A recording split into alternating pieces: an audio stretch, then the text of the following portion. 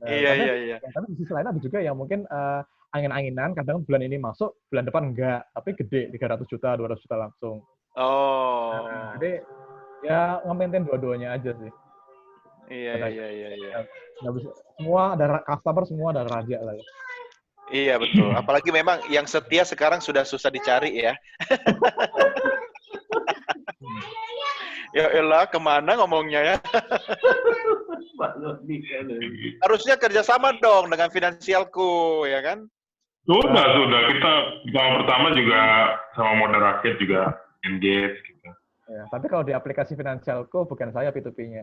Oh, curcol. Gak bisa jawab dia, gak bisa jawab dia. Yang agunan emas itu.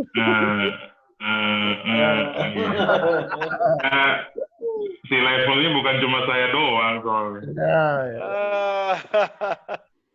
Namanya juga CMO, Chief Money Oriented.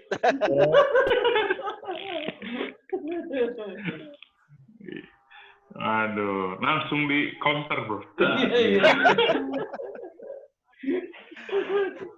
Nggak apa-apa. Yang penting kan kolaborasi harus terus berjalan.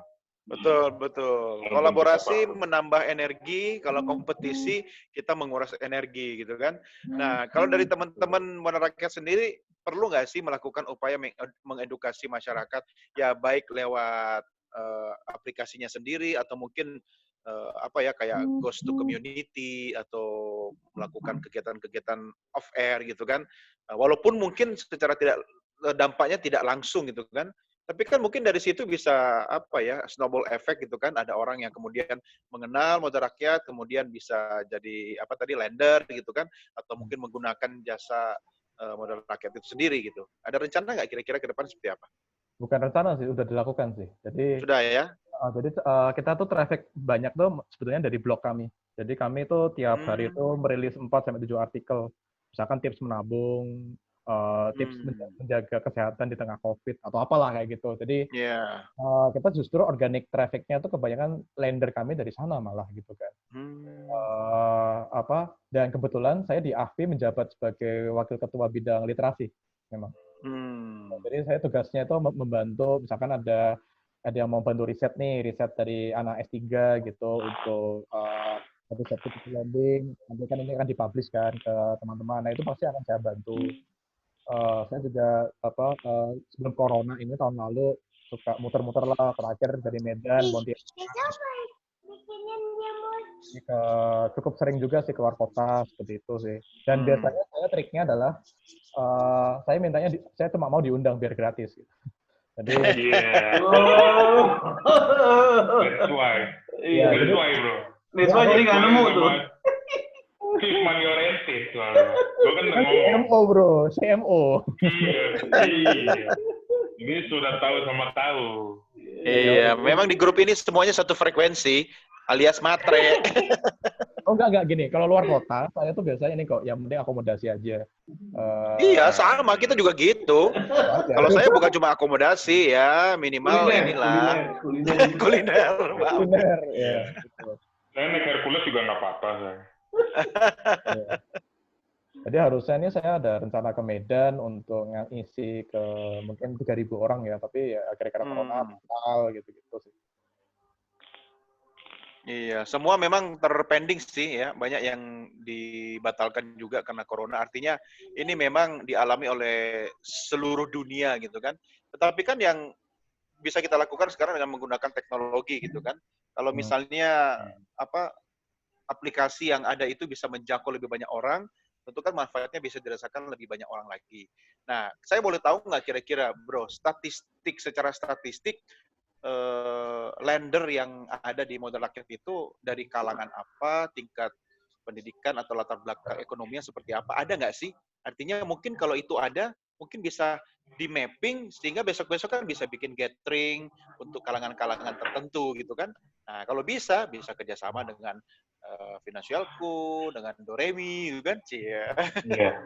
Komunikasi dengan akademi, yoi. Iya, itu tunggu Bro Mario yang pegang, yang ngomong.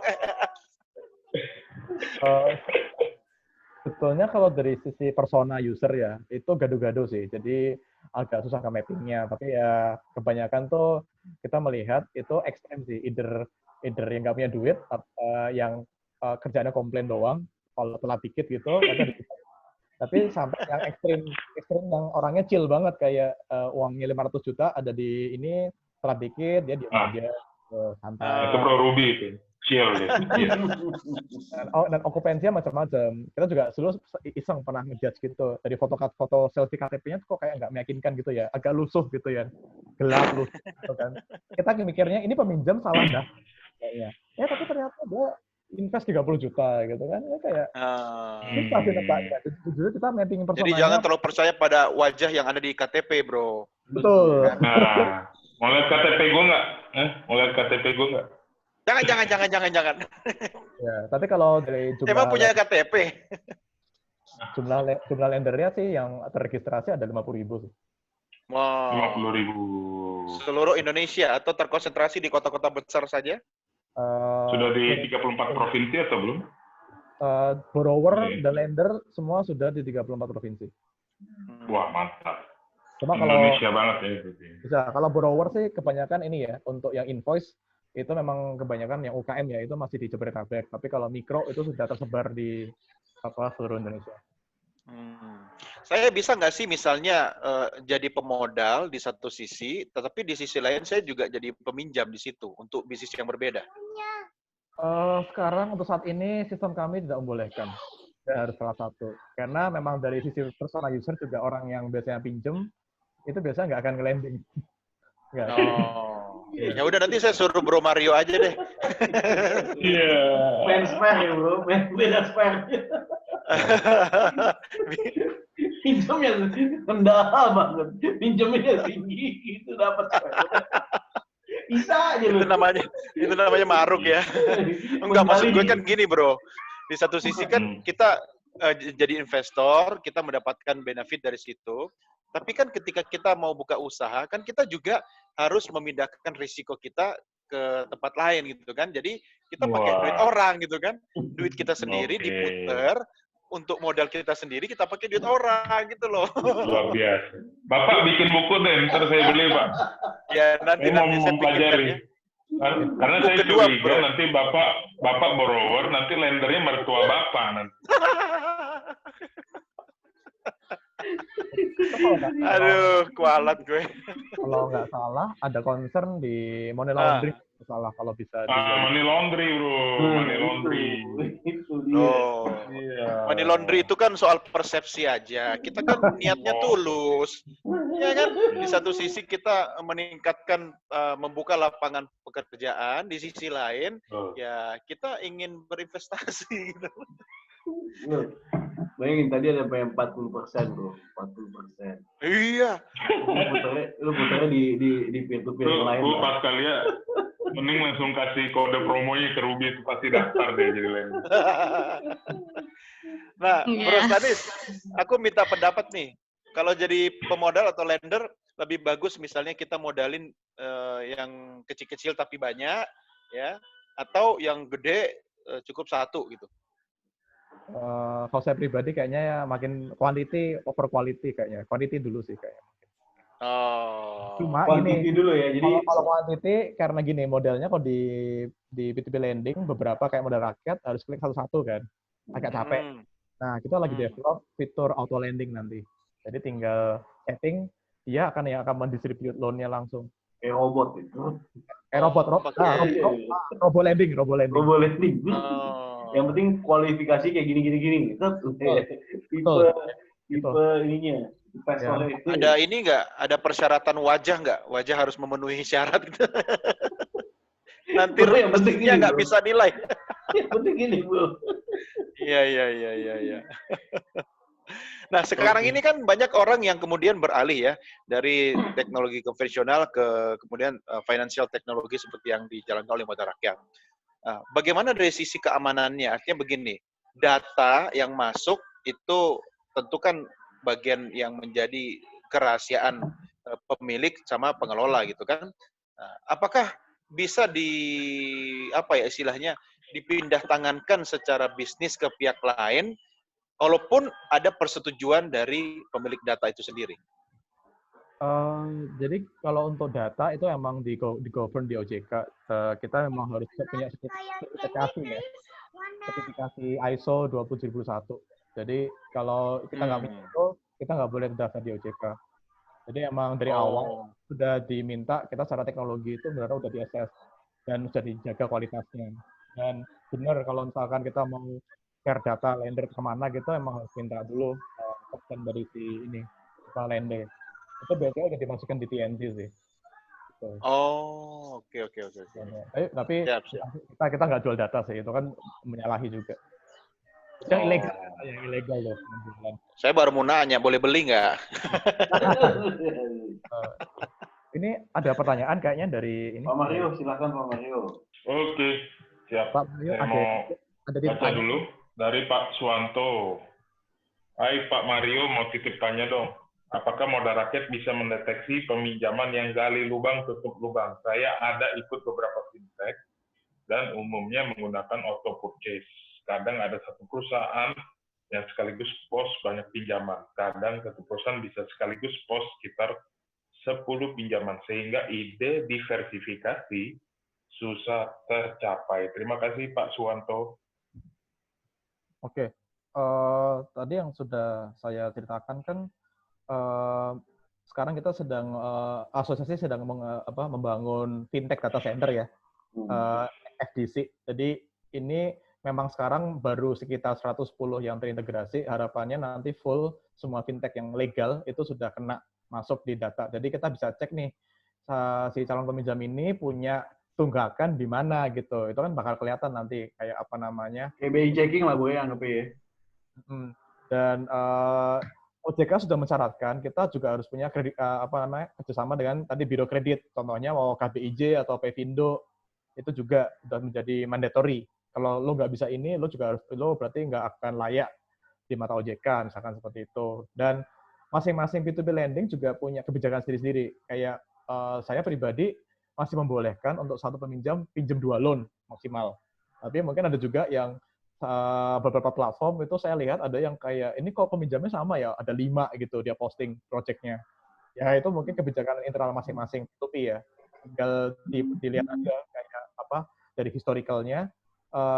Bisa di scroll gitu kan, dia pernah pinjam lagi nggak sih di terdahulu dan apakah masih sudah jatuh tempo atau belum. Kita bisa tahu si P2P ini ngasih pinjaman ke satu peminjam ini sebetulnya paralel atau enggak juga bisa. Terus ini apa nih, ada pertanyaan follow up ya? Ada satu juga ada satu perusahaan post banyak pinjaman dengan grade awal bagus, lama-lama grade turun terus. Grade turun terus. Oh, ya itu kembali ke masing-masing P2P kan. Ada juga yang P2P yang agresif kan. Mungkin buat beberapa orang, modal rakyat kita 2 tahun ini sudah menyalurkan 250 miliar. Itu sebetulnya nggak gede sih. Karena ada juga P2P yang mungkin sudah 1T lebih gitu loh.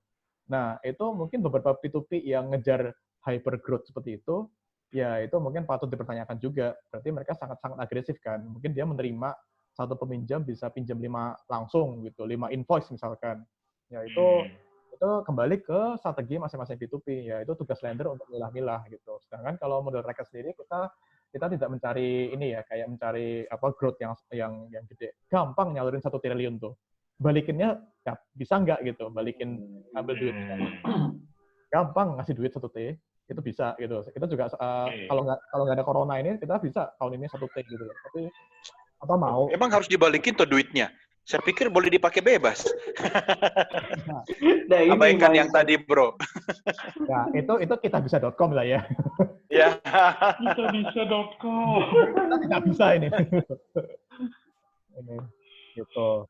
Jadi kita sekarang udah harapannya sih kalau fintech data center sudah live semua P2P yang legal sih harusnya sih lebih sehat lah ya dari sisi industri juga.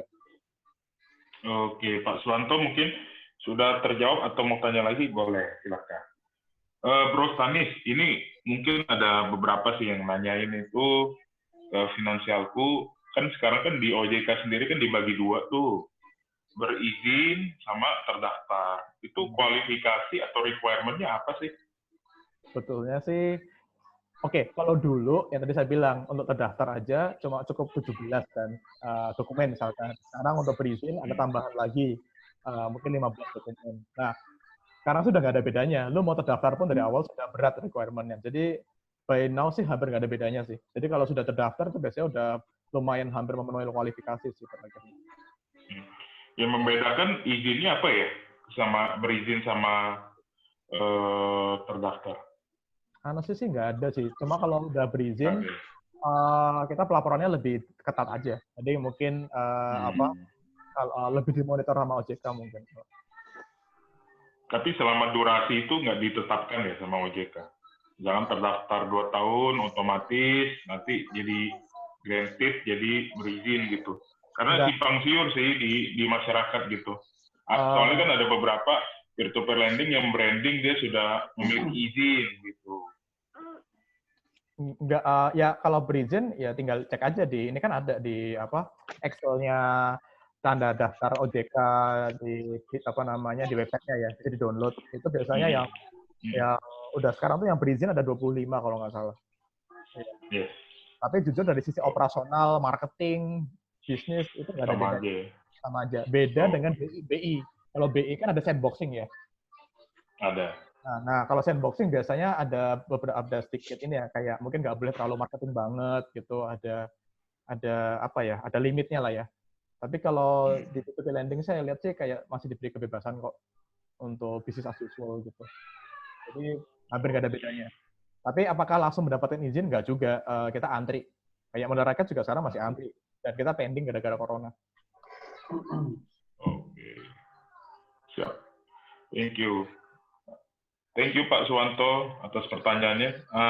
Sekarang pertanyaannya lagi ada campaign apa nih di modal rakyat yang bisa dikasih tahu ke teman-teman semua? Apa aja ya, saya nggak lihat. Lupa. Campaign atau penawaran menarik untuk user pertama atau lender pertama gitu. Atau borrower atau apa gitu. Bentar, saya cek website. Atau ada kode promonya atau apa? Kode promonya Doremi. Ada, Doremi. Ada, Doremi 50 ya. Doremi 50. Jadi nanti langsung dapat saldo gratis untuk coba-coba investasi Rp50.000 lah. Gitu. Nanti untuk pendana baru. Oke. Untuk hostnya nggak dilebihin dikit? Aduh. Oke. Siap. Ya, untuk dicoba aja lah gitu. Nambah-nambah traction userku lah gitu. Siap. Ya. Nanti Doremi 50. Huruf besar semua ya. Oke. Itu akan diisi pada saat masuk ke modalrakyat.id. Jangan salah daftar ya. Jadi peminjam jangan, tapi pemberi dana. Lender. Ya. Jadi itu bagian nanti pas ngisi ada masukin kode voucher baru diketik di situ Doremi 50. Asik. Jangan disalah-artikan ya, bukan $50.000 ya nih ya. Waduh, itu jadi funding gua dong. Dapat saldo pendanaan ya itunya ya berarti ya. Yes. Ya. Nanti kalau ada yang kesulitan kabarin aja. Oke. Untuk berapa orang Pak? Ini untuk 50 orang pertama. $50 orang pertama. Oke. Saya aja satu keluarga besar udah 49 nih. Lumayan loh Pak Doni. Lumayan. Jadi peminjam loh Pak Doni. Lumayan bisa beli pulsa tuh 50.000. Iya. Aku mau tanya soal teknologi yang digunakan oleh modal rakyat nih. Bagaimana menjamin keamanan pengguna baik pemodal ataupun peminjam? Karena kan mereka memanfaatkan teknologi atau aplikasi yang digunakan yang dikelola modal rakyat. Nah, dari sisi keamanannya yang pertama, terus yang kedua dari sisi kerahasiaannya, maksudnya gini loh, kan ini sama dengan kayak BPR online gitu kan misalnya. Ini kan sama dengan kita ke bank, kemudian di bank itulah yang sering jadi tempat sasaran perampok-perampok itu kan. Nah, saya takutnya nanti ketika keamanannya tidak dijaga, orang bisa mencuri ya secara online atau digital juga data-data atau hal-hal lain yang memang memiliki value gitu. Bagaimana ini? Oke, jadi sebetulnya dari OJK sudah memberikan ini ya kayak arahan bahwa jika kalau bisa itu in-house teknologinya, jadi jangan kayak vendor atau apa gitu ya, untuk menjaga quality coding-nya lah ya. Nah, jadi dan kami pun juga co-founder saya itu kan juga kita punya CTO full time gitu loh. Jadi dan itu sama OJK akan diwawancara untuk apa istilahnya fit and proper ya. Gitu. Ada fit and proper sama nanti akan diminta CV-nya, minta sertifikasi lulusan IT atau bukan, itu lengkap mereka syaratnya. Itu satu dari sisi SDM. Dari sisi teknologi sendiri tadi saya bilang Anda harus mendapatkan sertifikasi ISO 27001. Itu memang ISO yang menggovern keamanan dan kerahasiaan data. Berarti investasinya lumayan dong ya? Kasih bocoran dong. Modal rakyat jalan dengan investasi di skala berapa nih, sampai berapa nih? Siapa tahu Bro Mario mau menjadi salah satu shareholder nanti. Ada deh. Ada deh. Ya, ada ya, itu berarti angka yang luar biasa itu. Ada deh gitu kan. Amin. Amin. ISO lumayan bro, ISO 27001. Iya. Soalnya finansialku udah dapat juga. Ya, mantap. Ya, itu syarat OJK sih. Iya syarat bro. Semuanya diperlakukan sama sekarang. Oh, IKD juga ya? Wajib bro. Wajib ya? Iya. Makanya nih, mesti pinter-pinter sekarang. Siap. Oke. Bro Ruby, ada pertanyaan lagi? Cukup. Ini Bro Ruby menunggu pertanyaan pamungkas ini. Pertanyaan kunci. Cuma Bro Mario yang boleh. Mario aja ya. Enggak, soalnya dia mau foto KTP sebentar lagi, mau daftar. Bro, foto KTP itu nggak boleh pakai brewok. Oh, nggak boleh? Iya, nanti tidak bisa diverifikasi. Nanti beda gitu. Jadi, lu nggak akan pernah disetujui, nggak akan pernah di-approve nanti di modal rakyat kalau foto KTP lu masih model kayak begini. Yang ini dong, yang klimis gitu loh. Jadi, orang percaya, wah ini pasti uangnya banyak ini. Oke. Nah, biasanya kita ada salah satu pertanyaan kunci nih, Bro Stanis, untuk setiap narasumber kita. Kita pengen tahu, Bro Stanis, visi hidup ke depannya gimana nih? Cita-citanya yang mau ingin dicapai dalam waktu dekat. Mau jadi camat atau mau jadi lurah? Tahun. Iya, karena banyak banget jawaban yang unik-unik. Ada yang mau jadi ibu camat, ya kan? Ada yang mau jadi apa? Apa ya? Silakan, Bro Stanis. Ya udah, aku juga jawab yang unik deh. Jadi aku tuh punya mimpi tuh punya ini loh apa? Orang ngomongnya tuh man cave ya. Jadi kalau saya kan gamer ya, saya tuh pengen punya satu ruangan tuh isinya tuh kayak pernah apa namanya all the gadget yang paling high teknologi PC gitu-gitu. Ruangannya tau lah kayak ruangan gaming banget, tau kan studio game gitu loh. Ya udah paling itu. Itu yang unik ya, plus uniknya sih. Ya boleh lah, boleh. Nanti saya bawa anak-anak saya ke sana ya. Ya gitu. Jangan dicas ya. Emang time zone. Itu kan mirip-mirip tuh.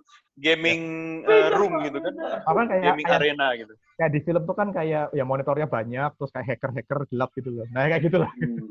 Kalau itu mah setiap hari gue di tempat kerja gue, di control room itu ada. Tapi isinya layarnya penuh berita gitu. Gitu kan. Ya kayak gitu-gitu lah. Keren.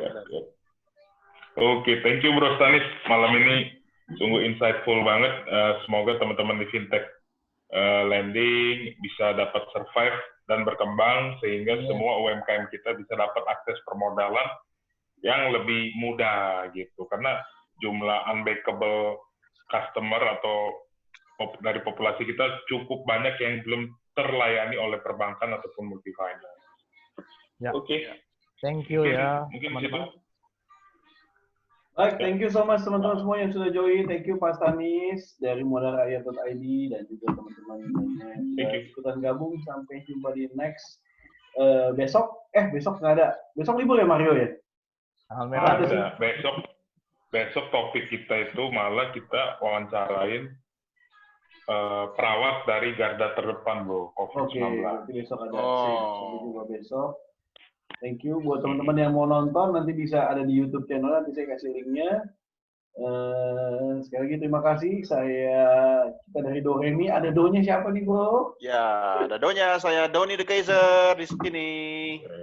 Di situ saya ada Ruby Herman. Oke. Mie goreng. Ya, saya Mario Ozawa. Terima kasih. Oke, sampai jumpa. Thank you. Mohon maaf kalau ada salah-salah kata. Mohon maaf. Sampai jumpa di next. Thank you sekali, Pak Tanis.